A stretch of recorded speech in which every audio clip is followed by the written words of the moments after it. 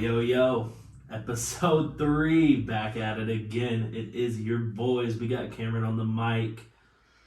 Austin. And your boy Blake.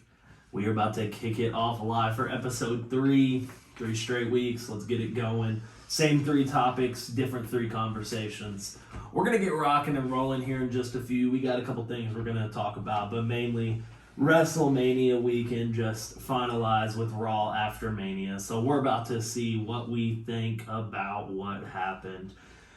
If night 1 was better than night 2, which it was, or if Raw after Mania lived up to the expectations. So we're about to get rocking and rolling. We got to talk about some things first. The NBA is something that is big on our mind. The NFL is in the offseason. They're looking good. And the WWE just had the biggest event of the year. So let's rock and roll. Let's start with the field. Let's talk about some football. So, NFL, anything comes to our mind? Besides Wagner to the Rams, that's about all the news we got right now. The draft's coming up. I mean we might talk on that as it gets closer. Looking like the trade rumors with DK. That's it's floating around for the right price as well. It's looking like big trades might be happening. It's looking like people don't like that they don't have a quarterback around them. It's also looking like the Jaguars with the number 1 pick are looking to move away from Aiden Hutchinson, who is probably the best player in the draft. So we may talk about that as the time comes, as we get closer to draft day. So for now, we started a series last week. We're doing our NFL top 5s. We did quarterbacks week 1. We did running backs last week. This is the interesting one. This is wide receivers. There are a lot of big names out there in the NFL today. So who are the 5 top premier receivers? I think everyone should be obvious, but I think we might spice it up a little bit because some people may not think highly of others. So we'll lead off with Blake. Blake, let's hear your top 5 wide receivers. What are we talking? Yeah, unlike the last previous list that I did, this is actually somewhat more realistic. Number 1, I got Devontae Adams, of course. Plus, he had that big blockbuster move to the Raiders. So it's going to be a stacked offense for you. And then a stacked offense on the Raiders. Yeah. And then number 2, I got Cooper Kupp. Now, granted, he was probably the best wide receiver in the league last year, but right now it's only been like maybe 1 or 2 seasons of him doing this consistently well. Whereas Devontae Adams, he's been doing this for over 5 or 6 years. Yeah, I wouldn't say all that. He's been doing good, but he's been putting up numbers like he has been. Oh yeah, recently, but beforehand he's been number 1, basically in the top 3, of course. But I still think Devontae Adams is still number 1. But this season, though, might change. Though Cooper Kupp could keep that play that he had last year as well. They still got Stafford going. Yeah, it's a pretty wild thing. I don't really know if it was realistic or not. Was Stafford forcing it, or was it he was open? I mean, the way he talked to the commentator and talked about the whole, how'd you get open on that play? And he starts analyzing the whole defense was crazy to me. So maybe it is a big thing. Maybe he is a great player. Or Cooper Kupp is just a magic man. He just gets the ball in his hands and does what he wants. Or just Stafford just has a really good O-line and just throw the ball to Cooper Kupp, who can just get open really easily. So So Matthew Evans just chuck it. Screw it. Kupp somewhere down there. He'll catch it. Kupp somewhere down there. He'll catch it. So yeah. And then for 3, I got Justin Jefferson. Interesting. I'm not seeing somebody I think I should see. Yeah. Go ahead. Keep going. So Justin Jefferson. That's interesting. And then number 4, I got AJ Brown from the Titans. Oh my God. What? He's actually a really good receiver. And he's got a bum. He's good. He's got a bum QB in Ryan Tannehill. So it also doesn't help that that Derrick Henry pretty much is the offense for that team. You're not wrong, but I hate to have to run a poll for the 2nd straight week to get a new cast member. So if this 5th person is not one of the 2-3 people I'm thinking of, good gracious, we're running another poll.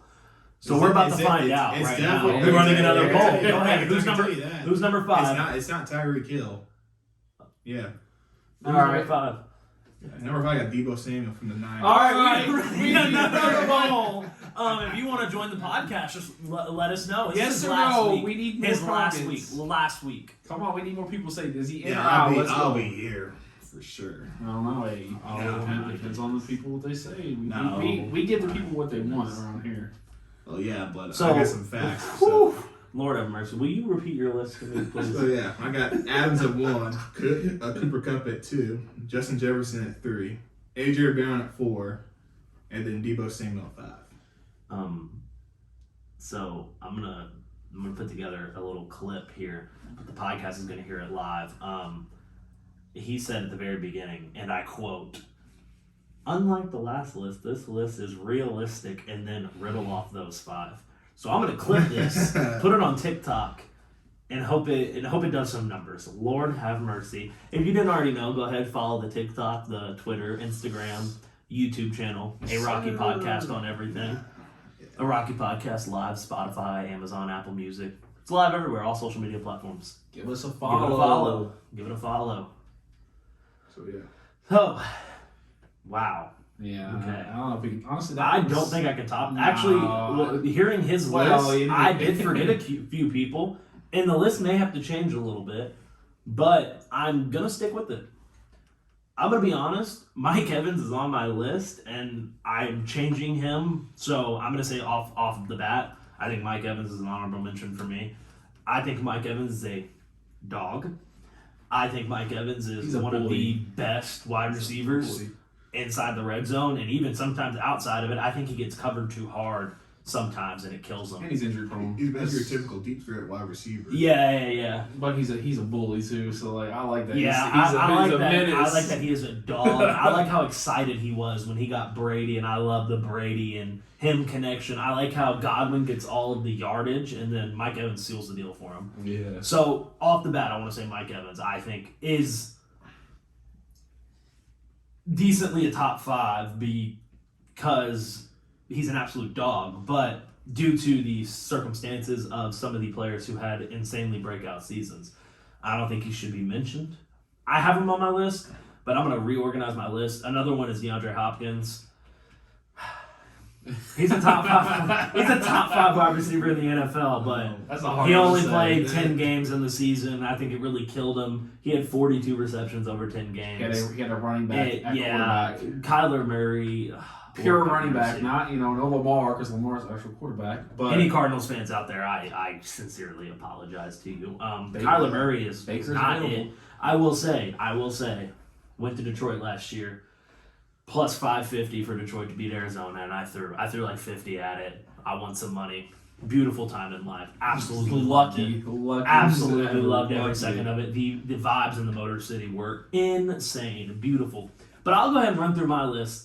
DeAndre Hopkins and Mike Evans are 2 that I have on my list, but I'm going to take them away due to the fact that DeAndre Hopkins didn't play, and Mike Evans, I think that there are people who have the stats over him because he is a different type of wide receiver. So I'm going to say myself, Cooper Kupp is the best wide receiver in the NFL based on the season he had, just off the stats alone.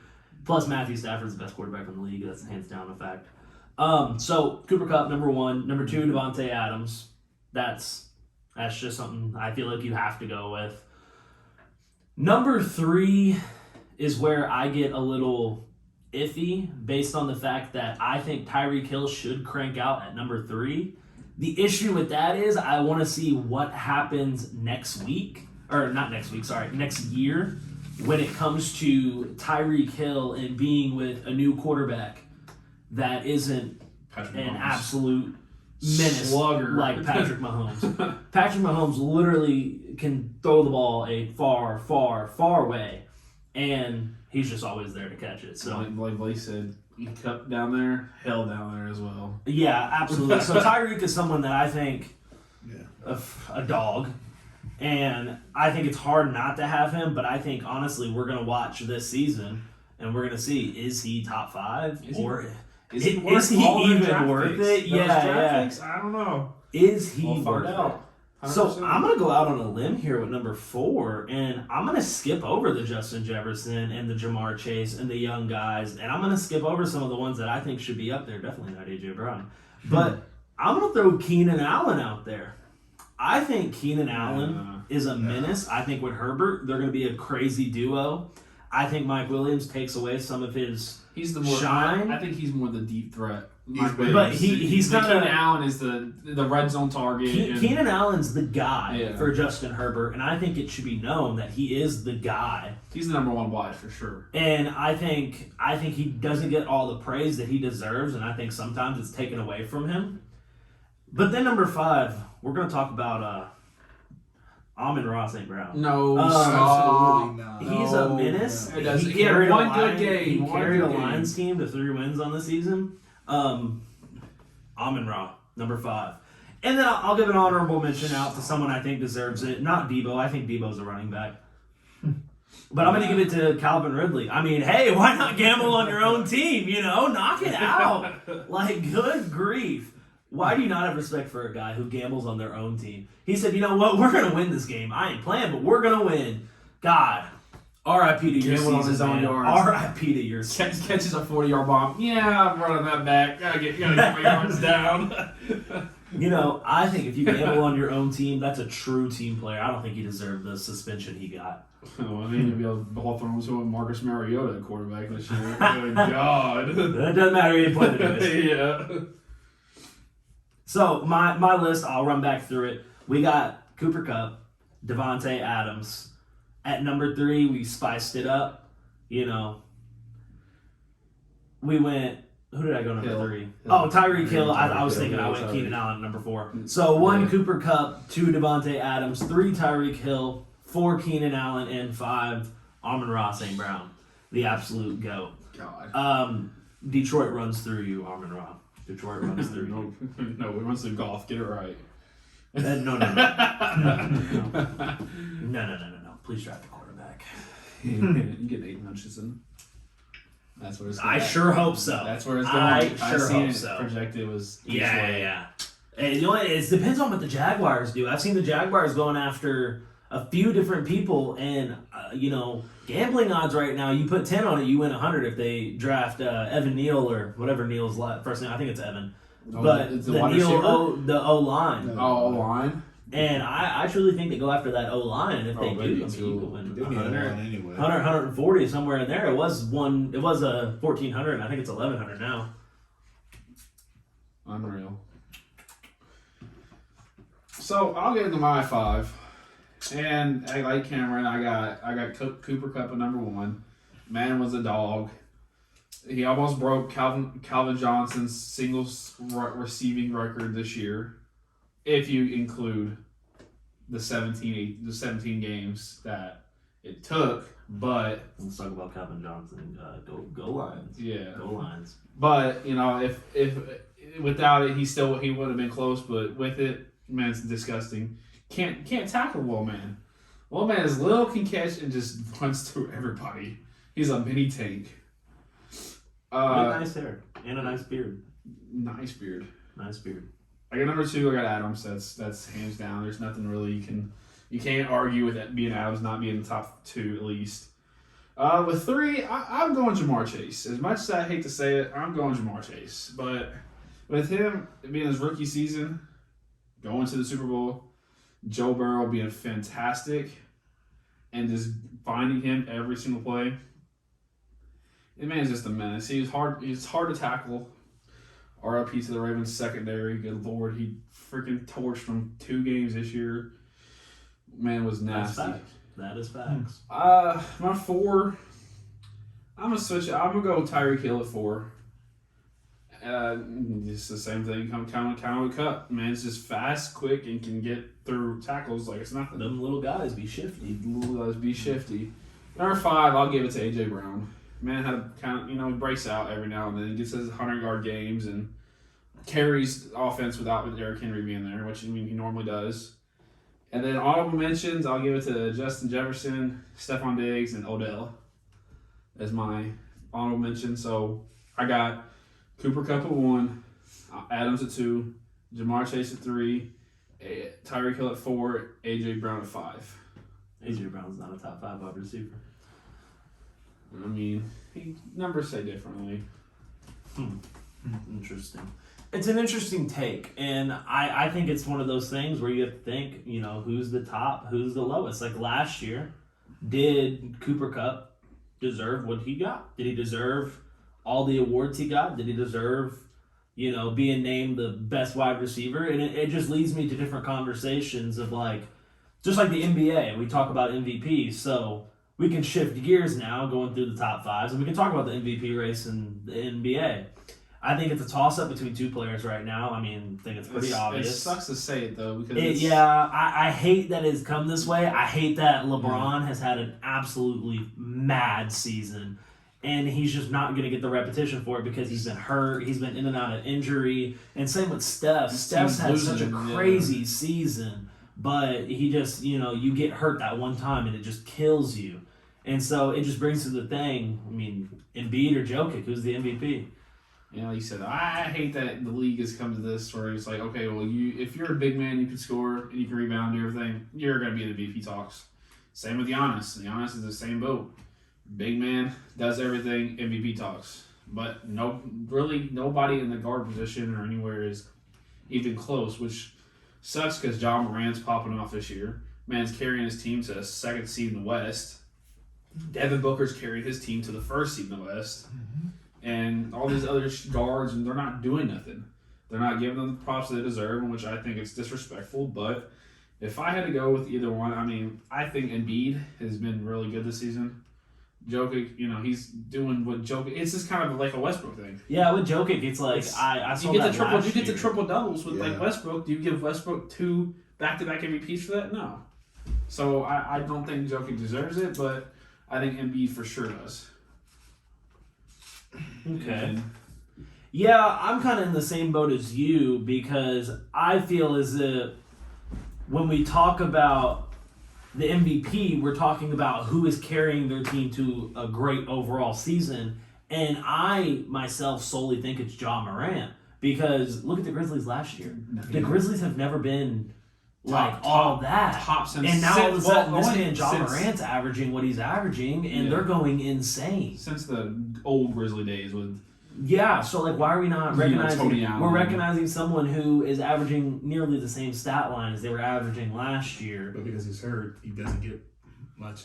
Yeah, and so it's just like Jokic, yeah, it's cool. He's averaging really good numbers, don't get me wrong. But the Nuggets are not that good. Yeah, and I just don't get it. The 76ers the same way. I know they're dealing with the whole Ben Simmons and then trading and James Harden inconsistency, but they're not all that. Yeah, I don't think so. They can be beaten easily. Yes, and so it's just why are we not recognizing these teams that are taking their team, like Devin Booker, for instance? Yeah, I know his stat, he's averaging 26 and whatever. Probably 5 and 6. Yeah, but his team's number one for the third straight year, and he hasn't once been in the MVP conversation. 2 straight years, at least because the third year they were. Yeah, but the bubble season was. They've been grinding. They've been grinding over the past few years, an improvement. So why are we not recognizing Devin Booker leading that team? Because Chris Paul's there. Chris Paul's a dog. They're gonna give Chris Paul the leadership skills, but Devin What Booker. do you think, really? I think. I don't know where this whole weird obsession is with, like you said, with all the big men getting all the awards and everything. Like this thing, it started just recently. I remember pretty much all throughout middle school and high school, MVP race. All you were hearing about were just guards and just a few forwards here and there. Middle school, high school was what? We had Derrick Rose.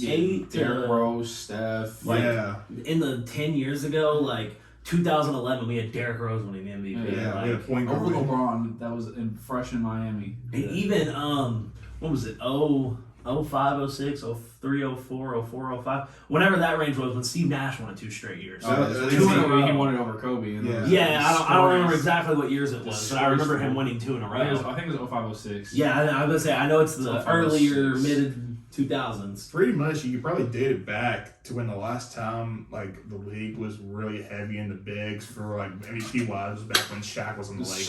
It was Shaq, Robinson, Keem. Yeah, that was back when, and they dominated the big man scene, but then after that, it just went straight to guards because you don't get no big man after that.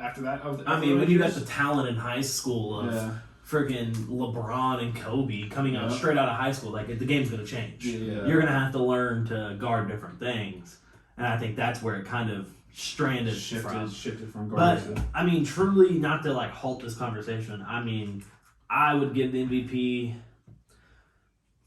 I don't want to give it to Jokic because I feel Russell Westbrook was denied that whenever he had the 2 straight triple-double seasons, and Jokic's performance hasn't really improved any, and the Nuggets are still a mid-seed. Like, they're not they're not 1, they're not 2, they're like in the 4, 5, 6, 7 range. They're not close to the play-in games, are they? They're not close, I don't think. I'm not 100% sure. I'd have to actually like look into it. I know last time I checked, they were like in a decent standing, but not like 6 or 6 a or wonderful 6. standing. Yeah. And so it just leads me to like, what does it mean to be the MVP? And to me, I mean, I guess the Nuggets can have it. I mean, so by the looks of it, the Nuggets are 47-32, sitting at the 5 seed. 5 seed, yes. The 6 seed is the Jazz, and they're 46-32. So I mean, the Jazz could take it depending on the flops. But even the Timberwolves are 45-34. So and the Timberwolves were nobodies last year. Yeah, so you're gonna say Karl Anthony Towns is an MVP? Yeah, and at least the carrying his team 76ers, at least the 76ers are 48-30. But they're sitting at the 4 seed, so I mean they're both in the same standing. Yeah. So like, why are we looking at these mid-seed teams and not recognizing like the Heat? Like, Jimmy I understand Butler. the Heat is a team game, but somebody has to be carrying that team. Yeah. Why are we not recognizing Giannis? Like, I don't care. Giannis is having an insane season. Yeah, he's doing some numbers. Why are we not recognizing Devin Booker, John Morant? So it just, even Luka. Luka, I mean, they're sitting at 4. They're 49-30. Luka's dog. And they can slip into the 3 seed over the Warriors. Like, why is Luka not being recognized? That's my rant with the NBA. That's all I care about. I know we're going to do a top 5 with them, but the NBA is aggravating. Let's go Warriors. Let's let the Warriors win it all. Go Steph, go Clay. Clay's the best player in the NBA. Yeah, I don't know about that one, bud. Off dribble, yes. 100%. Man doesn't have to take any dribbles and be a friggin' shooter. That's true. Holy crap. However, let's get into this NBA talk. We are going to do, shooting guards this week? Yep. Shooting guards. So we're going to run through this quick. We want to spend time on WWE because, it was WrestleMania. So we're just going to run through it real quick, give some reason, and see what's going on. So I'll just run through you want to do current or all-time first? What do we do? Let's run current. Let's just run current real quick. So, current, straight up, best current shooting guard in the NBA right now is Devin Booker. I think Devin Booker should be number 1. If not, there's some issues. Devin Booker's a baller. Devin Booker's carrying the Suns. They're the 1 seed. Devin Booker's Devin Booker. Number 2, I got Klay Thompson. I don't care how much of the season he's played. I don't care anything. Klay Thompson's a bucket. If you want a bucket, give the ball to Klay Thompson. Put the ball in Klay's hands. Klay's a bucket, and I won't go any way away from that. I mean, Clay's good, but shut up. why? All right, number 3. Why? Because he is a bucket. That's a lot of favoritism and bias. If he was a bucket. If he was a bucket, the Warriors would not be in trouble right now. They're not in trouble. They're the 3 seed. No. I'm not having anything. Yeah, they're not in trouble. Steph carried that team for a long bit. So yeah, Jordan Poole also is a bucket. Jordan Poole's my honorable nasty. mention. He's a bucket. He's not there yet, but I think with time he'll spark up. Number 3, I got Jaylen Brown. Jaylen Brown, I mean, the Celtics team is nasty. The Celtics team is my true, in all honesty, dark horse to win the NBA Finals. I don't know if they have it. The only thing is Jaylen Brown's playing good. Jason Tatum, even though he's inconsistenter than anybody I've ever seen in the NBA, he's still Jason Tatum. He can pop off any minute. Robert Williams did go down. That might have hurt him a little bit with their size, but it's going to lead me into my number 4. Marcus Smart cranking out number 4. He is number 1 in the Defensive Player of the Year category right now. He's like minus 300 to win it. He's going to win it. It's going to be the first guard in a long time to win it. Yes. And I don't even care that him and Jaylen Brown are on the same team. I think Marcus Smart is a top 5 shooting guard in the league based on what he does on the ball, away from the ball, with the ball, etc. He is a bucket, an absolute bucket. Speaking of buckets, my number 5. I don't know how we are going to take this. I think I might get some shade for this. Tyler Hero is my number 5 because Tyler Hero is a walking bucket. This man at the beginning of the season was actually himself carrying the Heat team. I love Tyler Hero. I love him as a player. I think he's a interesting off off-season person with what he does on and off the court. That's what I was looking for. An off-the-court person, I can't even think. I'm looking at all these scribbles. And then I'll give an honorable mention out to Donovan Mitchell. I think Donovan Mitchell's way, way, way too inconsistent to be a top 5 shooting guard in the league, as well as Bradley Beal, who is my other honorable mention. Those are 2 players that I think are indeed top 5 players in the NBA, but with their consistency, I think it just blows them out of the water. Because Bradley Beal should be winning games with the Wizards, but whether he's hurt or whether he's just 3 for 13 from the floor, it just kills. And he doesn't do anything else. He's not a playmaker. So it's like if he's not hitting, that team can't prosper. So I'll run back through the list real quick. We got Devin Booker. We got Klay Thompson. We got Jaylen Brown, Marcus Smart, and then Tyler Hero. That is my shooting guard current top 5. And I think some of those people could lead their teams to a victory when it comes playoff time. Another person, Zach LaVine, he might crank the list. I had to take him out, though. I think with his injuries and inconsistency and DeMar DeRozan being an absolute dog this year, he just gets taken out of that top 5. Carrying that team. But I'll let somebody else take it away. I'm talking way too much. I'll go. I got, same as Cameron, Booker at 1, but now, carrying his team to the number 1 seed. And honestly, I think they can win it this year. Hopefully. My number 2, you could go either. I mean, honestly, you could go point guard, shooting guard, but I think they're shooting guards. I got Harden at number 2. Man is just a shooter, pure shooter. He can pass the ball, but I think his scoring ability is better than his passing ability, so I'm going shooting guard for him. And the same with my number 3, Luka. Luka's more of a scorer than he is passer. That's his go-to first is scoring, but either way, you could either put them a point guard, shooting guard, but I see him as a shooting guard. So yeah, and I left him off my list because I have him on my you had point guards list. last week, so I didn't want to double down. So I just want to throw it in there. He had it last week as point guards, but I think, in my opinion, his personal opinion, they're shooting guards. And then at 4, I'm switching it up. I'm putting Brown. Totally forgot about him, but Brown is a dog. Man's carrying that team in scoring because Jason, like Cameron said, Jason Tatum is very inconsistent on what he does. Consistent. Man drops 12 points one game, comes in, drops 35 next game. It's like, well, what are you doing? Why can't you do that to begin with? And then it's like he's a bucket, but doesn't know he's a bucket. It's like he's got to have his son Deuce there, like, hey, Dad, you don't drop 30 on anybody. I'm gonna tell Mom, take me home right now. Hits him with that goo goo. Yeah. And then at 5, I have Mitchell. He's not having the greatest season of them all, but he's still a bucket getter as well. He can shoot the 3 ball, can go in, drive in, dunk on anybody he really wants, and I just think he's sometimes. But I think he's 5. You can't. I mean, it's hard to not kind of put him somewhere in the top 10, top 5, maybe 6 or 7. But I think he's 5. And then I have honorable mention. I really want to say Tyrese Maxey from the Sixers because man is a freaking scorer along James Harden, and that team, that 2 shooting guards right there, phenomenal. But yeah, Blake, what you got? During Cameron's list, I actually had to take someone off the list because this season down goes Shea. This guy's actually been pretty much awful this season. He's been pretty much inconsistent as well. So my list. Remember, open tryouts. After we hear this, here we go. Round 3. Round 3. Number 1, of course, is Devin Booker. Okay. I think the guy gets disrespected a lot. We agree on one thing. I mean, I like I said, I don't know how this man's not in the MVP race. I think he should be. I think he honestly deserves to win it, but because he's on the Suns, and then also because they see Chris Paul's on there and they're thinking, oh, well, Chris Paul's one of the leadership skills on the team. No, you got another guy in Devin Booker that's doing the same exact thing as Chris Paul. But because Chris Paul's on the team and it's the Phoenix Suns, then Devin Booker's not going to get that much recognition.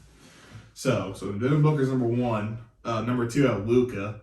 I mean, you could categorize him as a point guard as well, but I still see him as a shooting guard. And plus, he pretty much can do everything on that Mavs team. He is everything on that Mavs team. Yeah. He is Dallas. Who's Mark Cuban? Luka owns the Mavericks. Amen. Yeah. And then number 3, I originally had a certain somebody that cried his way out of Brooklyn and then got traded to the 76ers and then now is basically just putting in 0 shifts in there. Took him out of the list and moved up one of my other picks into the third list. Not third list, but that third slot. And I put in Jaylen Brown right there. That man, he's really consistent enough in the East, especially with how Jason Tatum can pretty much go on one night, have a really great night, drop like 37 or 40 points on a team, and the next night he'll just probably drop maybe like 13 points at most. But Jaylen Brown will be able to sit there and keep that team consistent along with Marcus Smart to help the Celtics, be competitive in the East. And then at number 4, this is probably going to be a tough one. I get it. This man is not. Get ready. I get that this man has not had a really good season, but you take him off this team, then It's on a roller coaster every time. yeah, you take him off this. You take him off this team, then they're pretty much. They're not gonna have much offense. Their bench options don't really have that. Maybe have like 1 or 2 scores. That's about it. Mickey. No, Mickey. no, but it's Malik Monk. Donovan Mitchell. However, he's a good scorer, but he's pretty much just their scorer because if you take him off that team, then what's the center? Rudy Gobert. Yeah, Rudy Gobert. He pretty much just gets the boards and it's basically their main glue on the defense, but. Half the time he's not gonna drop 37 points consistent, like 30, like not 37, but like maybe like 25 points consistently on a team. And plus Jordan Clarkson, Dog. Yeah, he's a good guy. He's a bucket, but he's pretty much their only other option on that bench besides maybe make another player on that bench as well.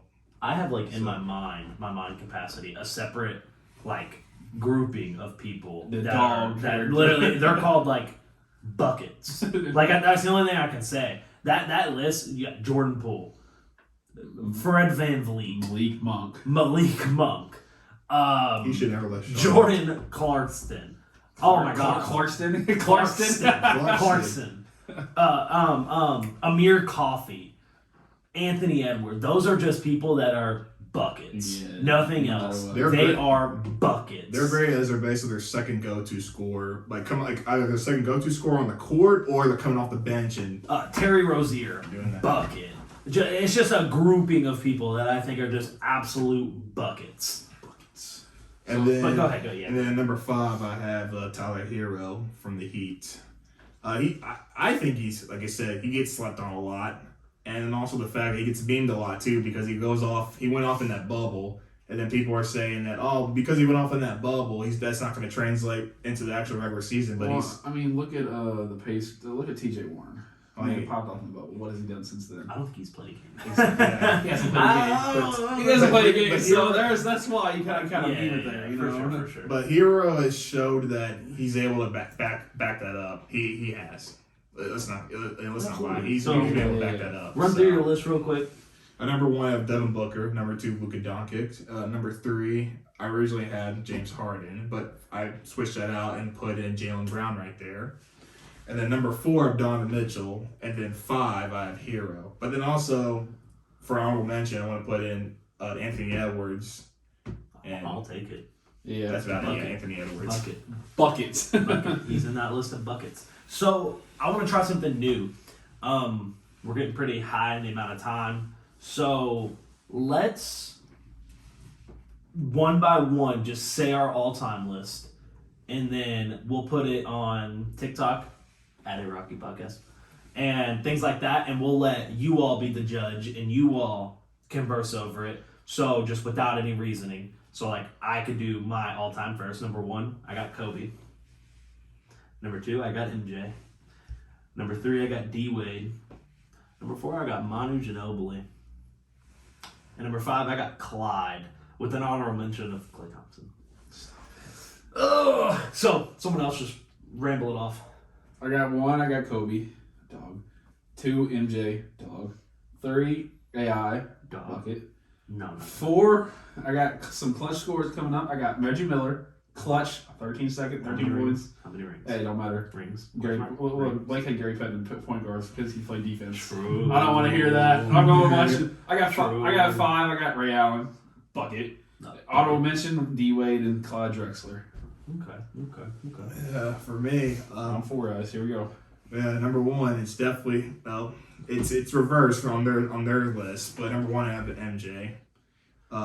Number 2, I have Kobe, and then 3 I have Dwayne Wade, and then 4. This is also reversed as well. I have Ray Allen at 4. I can't be mad. I can't be mad at that. That's And then 5 I have Reggie Miller. So, okay. and then honorable mention I would put in. He's safe. He's safe this worried. round. I was Yeah, worried. he's safe. And then honorable mention I would put in, like I said, Clyde Drexler, and then I forgot who was the other person AI. No, not him. It was, I had leaving. there was somebody else that came on my head, but I just lost their name for it. So yeah, Manu. Oh yeah, that was it. That was him. Yeah, Manu. Manu was a pimp. Man, struggling. So Unbelievable. one thing I'm gonna say real quick, we might change gears. Actually, no, let's keep basketball on our mind. But one thing I'm gonna say, you can follow us on all social media platforms. It's at a Rocky Podcast. Just like the name, how you found it, everything like that. You can give us a follow, slap some likes. We may even be able to get on there and communicate with you. The following isn't that big just yet, so I see all the comments, we see everything, we reply, we respond, even on our personal accounts, etc. So if you want to get in there and tell us that we're idiots, we're stupid, we're wrong, Give us your take. Give us Do your it. take and tell us that means you what's your listened. opinion. If you're this deep, you're 36 minutes into this podcast, I want to hear what you got to say. Tell us I don't how you care if feel. it's negative or not. So I've had people come up to me, and I've had people say things, and I say, you know what, you listened. Period. That's all we care about. So if it's negative feedback, it's negative feedback. You know, it's cool. we take all feedback. We don't care. You know. So this is something that's been on my mind. This is something we may have to sit and think about. We may converse about. You know, it's just going to be something that happens out of the blue. It's off the top. Right now, basketball's on our mind. We're talking shooting guards. We're eventually going to get in small forward, power forward, center. So now that we're shifting gears, I want to know, who is your starting 5, point guard, shooting guard, small forward, power forward, center, WWE style? Current WWE superstars, make a starting 5. Make a starting 5 with current WWE superstars. We can even throw stipulations on them, you know, like don't make a LeBron, a LeMickey, you know. I don't want Roman Reigns at your point guard, but you can even base the skills off of how they perform in the ring. Like, it doesn't matter, but try to keep it realistic. Like, don't make Rey Mysterio your shooting guard. Or your center. No, like, come on now. like, Big Show point guard or yeah, Omos yeah. a point guard. So we're gonna keep it current WWE. I'll even begin. We can go a position at a time. It's kind of off the top, just something that just came up. We haven't really taken much thought, but yes, what Austin just said. I'd say a center would be Omos. If not, yes, my man, center would be Omos please too. tell me. There's no other big man that's doing it. Yeah, I mean the only Veer. Nah. We'll talk about Veer later. Yeah. No, like later. There's No, eventually we'll talk about okay, Veer. you like Veer we'll talk next about. week or week after. No. We're gonna talk about Veer. Coming soon. Veer. Yeah. That's it. Month? That's it. 2 months? That's the tweet. We don't know. Veer. We don't know. No, literally. Go look at Veer's Veer's coming coming. That was He's the tweet. coming. I mean, eventually. I mean, he showed up, and you know what? That was an absolute 4 out of 10 debut. less than that for me. So, any different position, different thoughts on position? Who's someone? I got some in my mind. Yeah, I mean, center is go Almost no matter what. That's just hands down. Man, So I just want we can create it all together as one unit. We can just have one rotation. Our center is Omos. We all agree. We're gonna have to agree on that. I can't, even though I don't think he's that good of like, you know, Horrible. Yeah, but he's big. So He's the- I you think gotta he's- go center on that yeah. no matter what. So, point guard. Who do we want our point guard to be? Ooh. We're running an NBA starting 5. This Who's is- our point guard? This actually might catch y'all off guard, but my take, go with Ricochet. I knew you were gonna say See, that. I'm thinking- I was thinking Ricochet or Rey Mysterio. I was thinking maybe Finn Balor too. Finn. I'm thinking Okay.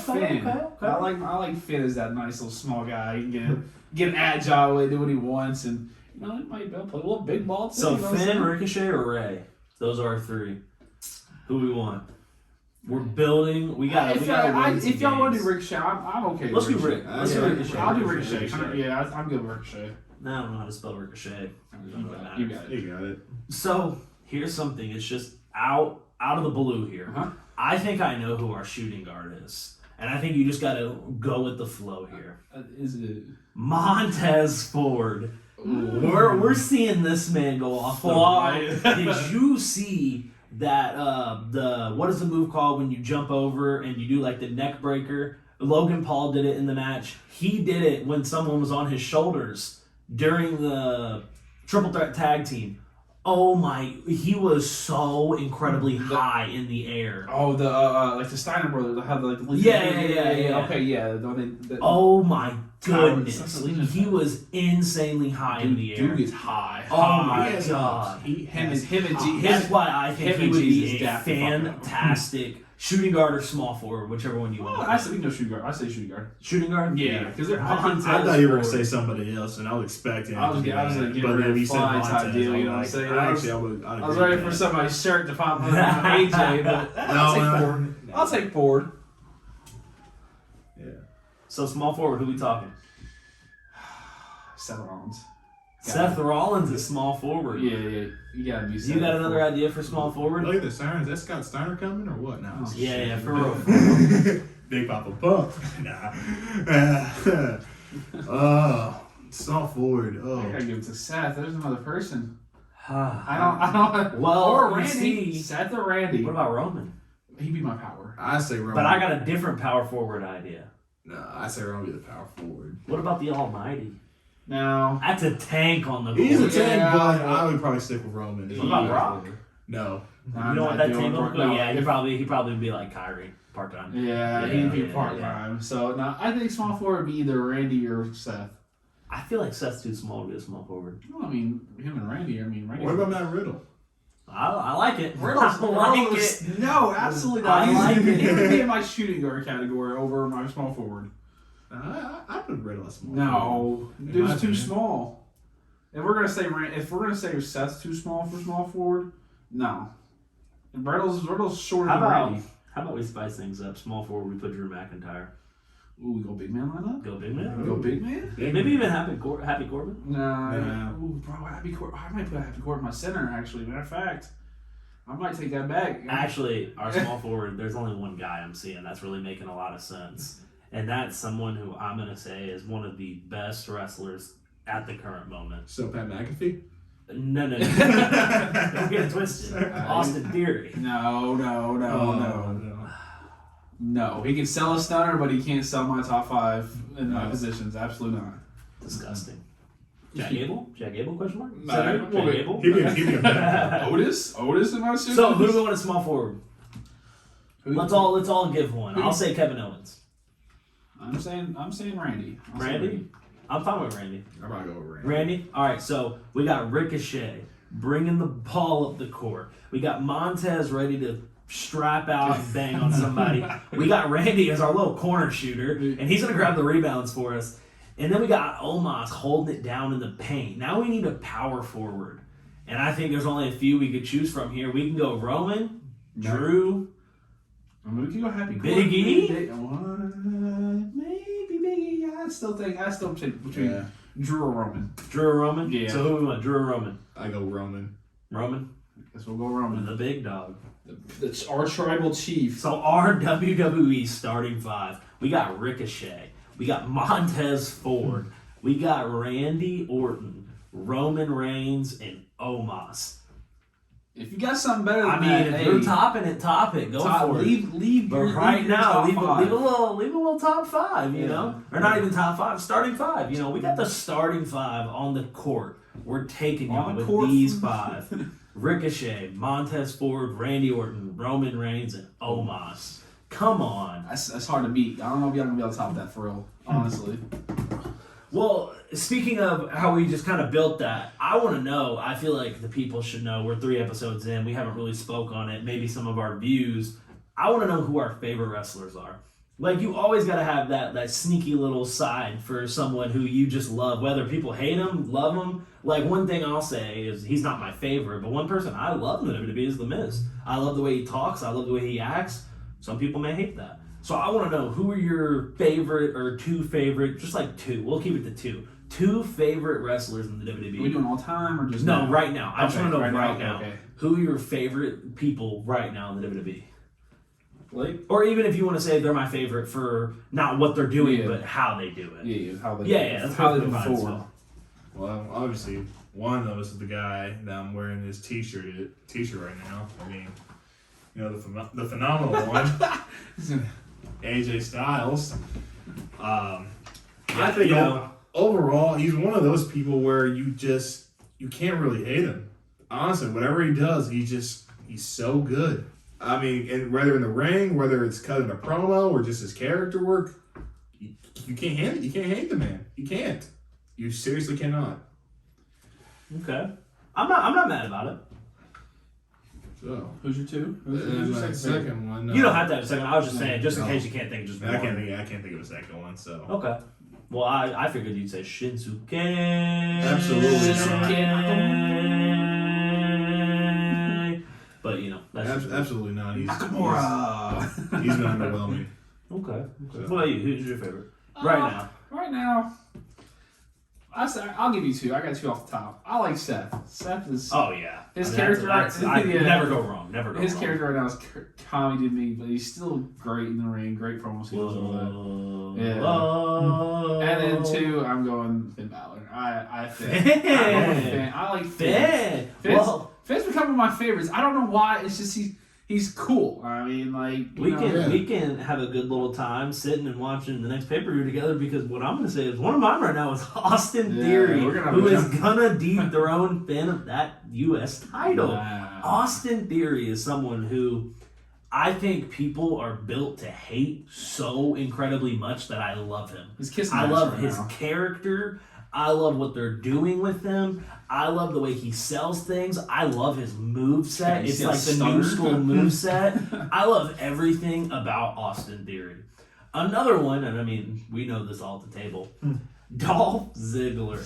That man is beautiful at what he does. He has crafted one of the most perfect arts in wrestling, to the point where he's more like he's not a John Cena, you know, he's not a technical fighter. He's not going to hit you with the moveset and you're going to know it and go crazy when he, you know, stands up with the hand in the air giving you the 5-knuckle shuffle, you know. He's the person like a Shawn Michaels that he's going to give you a show. He's not going to come here and hit you with move after move after move and you're going to know and you're going to get hyped.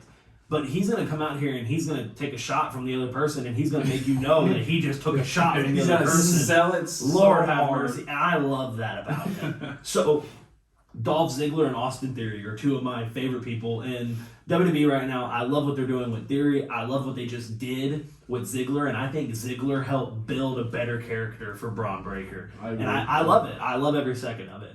So next, it kind of, talking about this made me think, what's a guilty pleasure you have with wrestling? Like, what's something that you just like love or hate, or no, not hate, but what's something you love, you like to see, you love seeing? What's something in, like, even someone that you secretly like that you're not going to just out loud say like, oh my God, I'm the biggest fan of Yeah. Sheamus and Ridge Holland. Like, I love what they do. Just someone like, even like that, because I know that's what something I could say is, I'll give you an example. I love Baron Corbin. I love what they do with Baron Corbin. I love the stories with Baron Corbin. Baron Corbin has the sickest moveset. I love the way he talks. I love how the crowd is engaged with him. Baron Corbin is somebody that I think the WWE needs to absolutely keep around and keep going with. Because like the whole storyline they just did with Baron Corbin and Madcap and then with Drew McIntyre was brilliant. Like, you have him go hit the lottery and everything. And Madcap won the Andre the Giant Memorial. I mean, that's awesome. Like, It was random, but hey, it was pretty Built- interesting. it builds character. for But Happy I mean, Corbin. yeah, my guilty pleasure is I love Happy Corbin, Baron Corbin, Sad Corbin, Naughty Corbin, Outback Corbin, HIV Corbin. I don't care. I Kobe love Corbin, Corbin. you know what I'm saying? Corbin is great. So that's just mine. That's just a little take I have.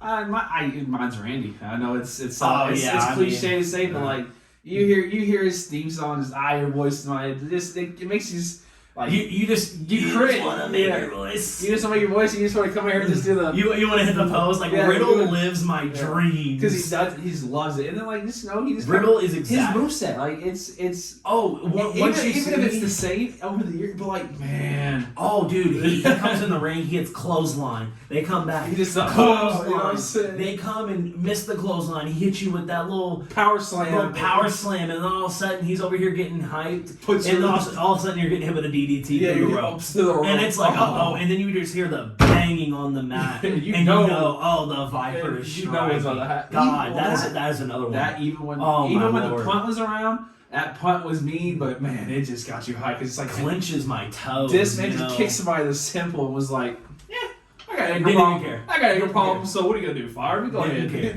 But like just Randy, him. It's so cliche, but it's just he gets you going. Yeah, like what I was saying earlier. Riddle is quite literally living my everyday childhood dream. Make us stay an icon, just doing everything he does, and doing his pose and his move, and he enjoys it. Randy enjoys it, which is actually that's crazy. Think somebody who's a singles competitor goes into a tag team and just this man's like, I actually enjoy this moment. Let me tell you, top 3 moment at WrestleMania was when Riddle hit that filthy RKO in the tag team match. Disgusting. Filthy. Followed up by a Randy catch RKO to win. Beautiful. Absolutely beautiful. Blake, what's your top? I just ranted about Randy Orton. Sorry. Sorry. Randy just gets. Whew. I don't even like Randy Orton, guys. Come on. I'll probably go with Sami Zayn. He's pretty much the quintessential entertainer in the company. So he gets you entertained, and that's his job. And another thing with Sami Zayn is I loved every second of Sami Zayn versus Johnny Knoxville. It was I loved every second of it. And it's just I agree with you, and it's crazy. You say these things out loud, and you say like, I love Corbin or I love Randy. I love Sami Zayn. And it's like, I agree. Exactly. It's just weird how the character is portrayed as someone who's just like, ugh, here comes Sami Zayn. But it's like, deep inside, it's like, oh my God, I love every second of it. But to see a nice Helluva kick. Like, Sami Zayn killed the Jackass premiere. Like, oh my God, that's just it's random. Like, it's like out of nowhere. Let's put you in a feud with Johnny Knoxville. The hell?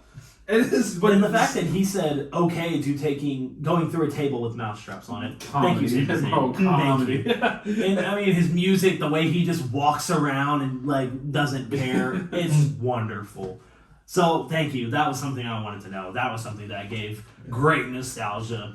So now I think we just talk WrestleMania. We can go through each match and say, give it a rating out of 10. Yeah, I say we do. I mean, let's just run. Because if we do 2 nights talking about each match, man, we're gonna be here. Let's just start it off. Let's just start it off like this. What do you think was the most disappointing match? What do you think was the worst match? One of the matches that it was just like we can even skip, for instance, McIntyre and Corbin and the New Day whenever they finally got to wrestle and stuff like that. We can just skip over that. But what is a match that you thought that sucked?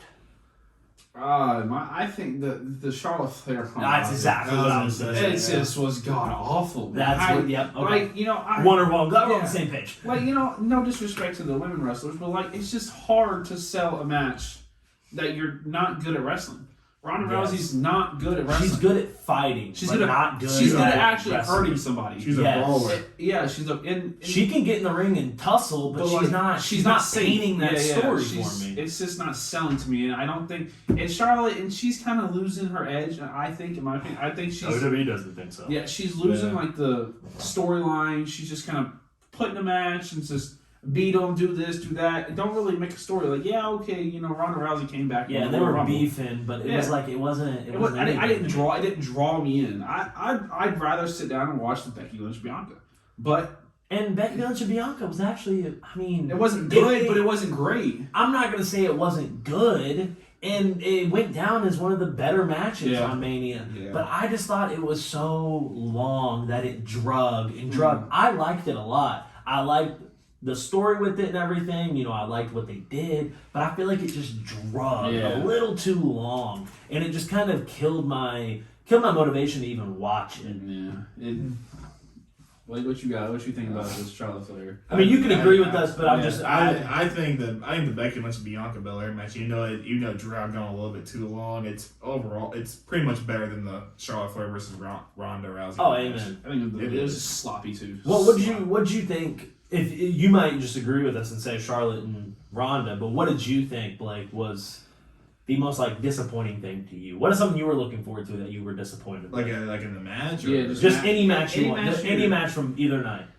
Well, to be honest with you, I mean, I kind of was hoping with the main event, Absolutely. the Roman Reigns versus Brock Lesnar, I was hoping that match would at least be. I mean, it was a physical fight, but it was only physical for a few minutes outside the ring, and after that, it was nothing but just finisher spam. Yeah, signature. and I feel like that happens a lot. Well, that's Roman Brock. and with Brock. It's hard. It's hard to do moves with Brock. Man's just too big. And plus, it's been a known fact that Brock likes working with smaller wrestlers. I mean, look at his matches with AJ and Daniel Bryan. Look at Rey Mysterio. Rey Mysterio as well. Yeah, and I do feel like near the end of that match there was probably 5 to 10 minutes more, but I do feel like in that Kimura. I think they're rushing that. I think they're rushing. Yeah. I think something did because Roman did because you could hear everything in the ring, which I thought was interesting. I've never really had that feeling before, but you literally hear Roman say, "My shoulder," and he kept saying it, but Paul Heyman kept going, "Rise up," and overruling him. Basically, it felt like Paul Heyman was saying, no, finish the match, the match, when Roman was actually in pain. Yeah. So then when they finish it, you see him grab the top rope and kind of yank on it. And Corey Graves even says, I think he just put his shoulder back. And, I truly do think his shoulder was out of place. And the ref kind of, picked up on it, was like, all right, we gotta move this on. But and then even, you can find a clip, there's a Brock, grabbing his neck and asking him, hey, are you okay? And then Roman's like, yeah, I'm okay. It's still, it seems... That's one of the things that's one of my other guilty pleasures. I love when the wrestlers communicate. Because then you see, how they're not for real, I literally want to hurt you. It's no, wait, did I hurt you? I'm sorry. Or taking care of their opponent, basically. Yeah, absolutely. Unlike Charlotte. So you're telling a story. You don't Unlike want to ruin the story. Rousey, Unlike Charlotte and Ronda, I don't know what God's name they're doing in the ring. I think they just kind of just phoned that match in, the Ronda and Charlotte match. They were just there. They were getting a big paycheck. People love when Ronda comes out. People hate when Ronda's in the ring. Yep. Yeah. Yep. So we talked about disappointing. So what match impressed you? What was a match that you were like, wow, that was actually really good? All right, now let's get this out of the way.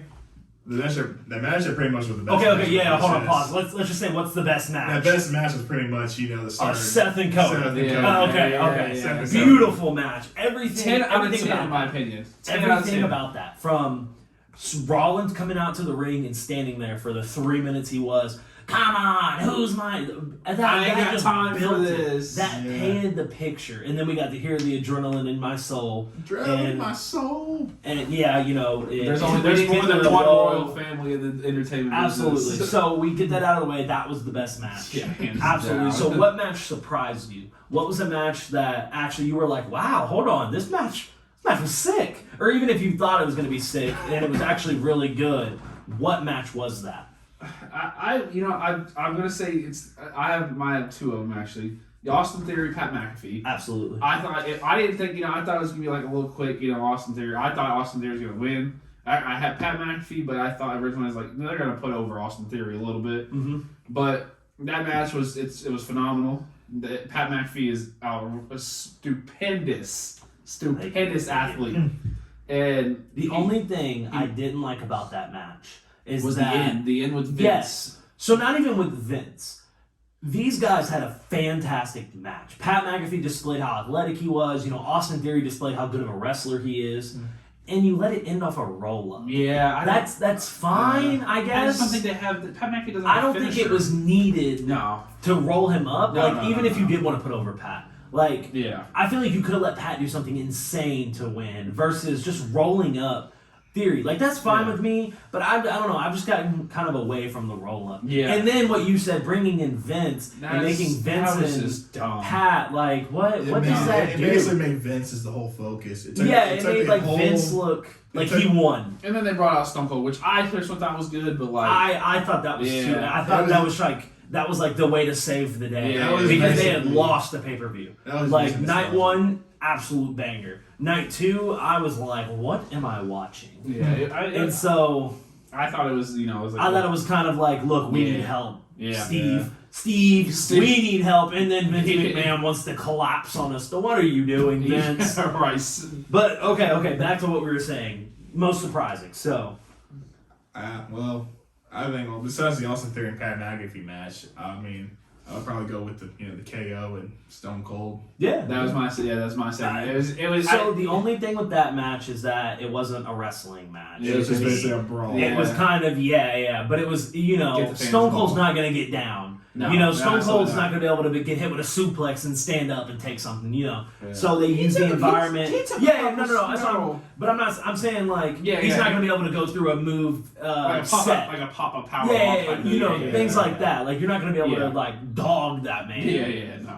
And have him get up and continue. I mean, So- dude took a meat stunner. So I did like the way they use the environment. They use the fan base. They use the crowd. They use the entrance. They use like all the different parts of the arena. He used to four-wheeler out of the wall. Yeah, and then Man, Kevin so- Owens. I don't know if he really couldn't start I it, don't if that's what it yeah, was. I don't know. That was pretty funny though. Yeah, he might be able to, but I think they just kind of threw it like, oh no, you can't start that thing. So what I'm gonna say is, I think the most surprising match truly was the Raw Tag Team. I think these three teams are perfect. If they feuded the rest of 2022. 2022, I'm perfectly fine. Yeah. I think Riddle and Randy Orton, the connection they have is fantastic. I like that they do the same moves because then it gets you excited Yep. because they were in the ring. Randy was going for the what DDT? It's like the middle rope DDT. Yeah, I can't think of the name for it. But they go for it. So then the next one comes up, and then Riddle does it with them. It's so exciting to watch. And the Street Profits, fantastic. Yeah. They're athletic. They jump high. They do crazy things that get you on your toes. So like the That right there, that makes it. But that truly is not what I was most surprised about. I was most surprised about Johnny Knoxville and Sami Zayn putting on a show. I laughed the whole match. I was into it. I was rooting for it. I said before the match, "Where's Wee Man? Where's?" And there he was, and he slammed Sami Zayn. Did you see the comparison they had for that? Oh my It was a comparison god! of Hulk Hogan slamming Andre the Giant. I was So like, what? that to me was I even wrote down next to it, hilarious. It was hilarious. It was engaging. It was good. I thought that was the highlight of night 2.